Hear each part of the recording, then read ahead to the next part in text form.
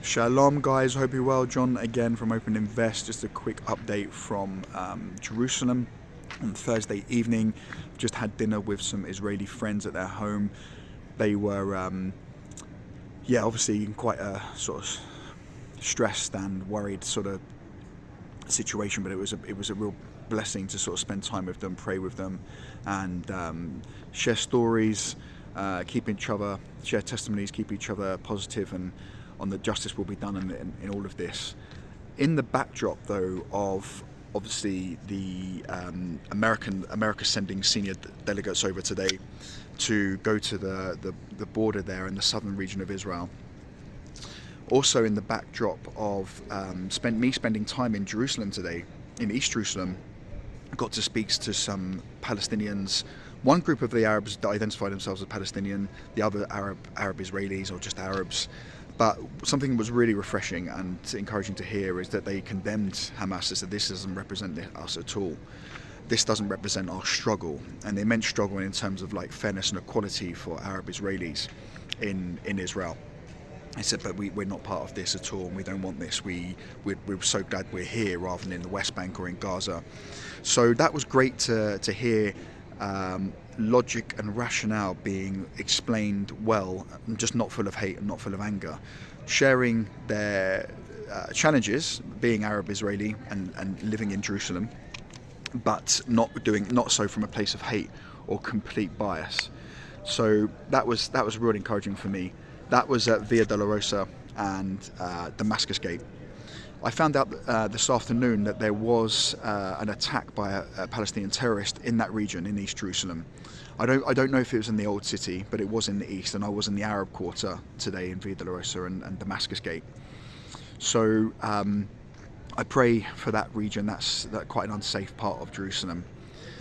Many political groups, I think even the UN, refers to East Jerusalem as occupied Palestinian territories, occupied by Israel, of course, which is interesting because obviously Jordan had that whole territory and they lost that in a war. I believe it was a 1967 war. Forgive me if I'm wrong. Correct me in the comments, actually.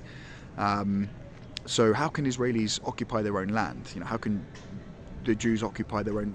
The Jews had Jerusalem when London wasn't even in existence and Berlin was a marsh. So what the notion of the political ridiculousness sometimes it can trigger me, and it's difficult, obviously, because we know biblically Jerusalem was the capital of the Israelites and the Jewish people and always will be. So even when they were exiled, God brought them back. He did that at least twice, we know. So spending time in Jerusalem today was really interesting, just to discuss that on the geopolitical level and also to understand the struggle, the discrimination of the Jerusalemites, if that's even a word, the Arab Israelis in that quarter, or Palestinians for some to be referred to as, but not doing it from a place of ego and pride. Certainly not from them, maybe more so from me, but hopefully not. We got on really well, exchanged numbers and to stay in contact. In terms of leaving Israel, I don't really feel led to be leaving this country. I don't really want to, if I'm honest, but there's stuff that needs to be done in London on Saturday, which is going to be difficult to make anyway. As I mentioned earlier in my video, I've got a flight to Athens tomorrow afternoon. A few of us are on that flight, actually. It's an expensive flight out there to Greece. So the British government as well have been apparently they've been flying people out of Ben Gurion today. I haven't received any email notification about it because I signed up to the notification that the government put, I think it was yesterday morning I signed up to that. SMS and email alerts, I've checked both and haven't none alerts. And that's not a criticism of the British government. It must be logistically very challenging to do this. So some people are considering or have considered going to the airport, but I think most people are sticking to the plans of the flight. So if my flight is cancelled tomorrow, I'm not going to book another flight and be out of pocket again. I will probably wait for that airline or try to get that airline to rebook me onto another flight, probably to Athens, because what I've heard is that from the British government website is not to go to the airport unless you've been invited or summoned, whatever is the right word, unless you've been texted or sent an email about going and being prioritised. So again, not a criticism on the British government or anything like that. It's just logistically very challenging. as we hear reports and escalations of in the south and various other things, and obviously today another sorry, I know I'm covering a lot here and I don't have a lot of time because of people's attention span, but it's been confirmed that Israel have struck 2 airports in Syria.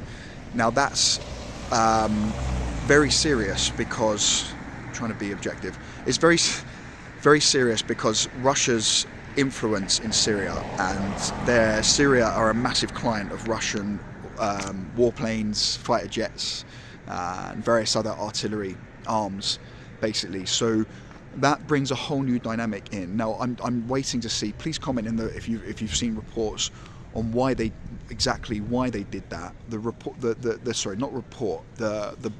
The articles that I've seen are that Syria were welcoming in, if I can get my words out, Iranian generals and senior Iranian military leaders, which are not obviously friends with Israel at all and are rather hostile.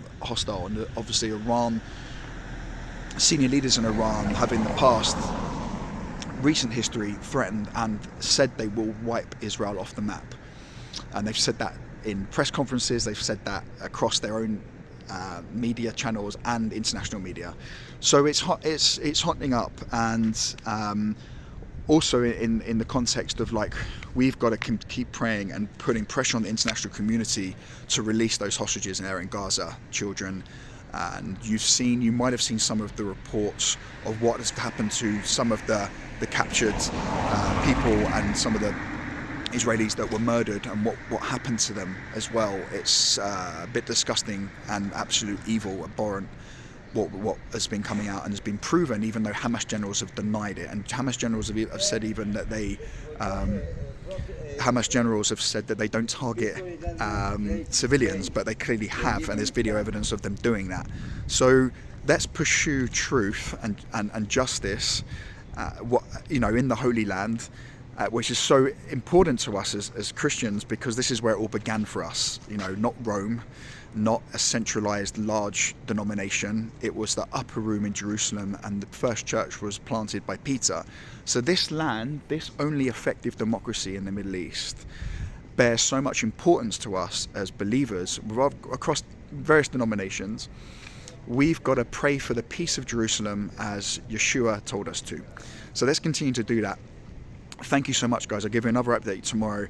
I don't want to leave the country. It doesn't feel right to in a difficult time, despite government advice and advice from friends and family like yourself. Thank you so much to everyone who's messaged me. If I haven't messaged you back, apologies for that. I'm not great on social media. I'm learning a lot of things, and again, I don't feel led to leave, and I actually should have gone to Tel Aviv today, but I took the path of least resistance, and I wanted to be safe with all my friends in Jerusalem. But I think the Lord was calling me to go to Tel Aviv and do some ministry work in the evening in Tel Aviv, after chilling out and doing some Bible study in the daytime. But I'm here in Jerusalem. It's a blessing to be here and be safe. Thank you so much for your prayers. I'll give you an update tomorrow, and I will keep praying for you guys, and thank you so much for your prayers for this nation, for this people, for the hostage release, for defense for Israel against their Arab enemies in the Middle East. Obviously, they're not neighboring countries, are hostile, most of them, not all. Bless you, shalom from Jerusalem, and speak to you shortly.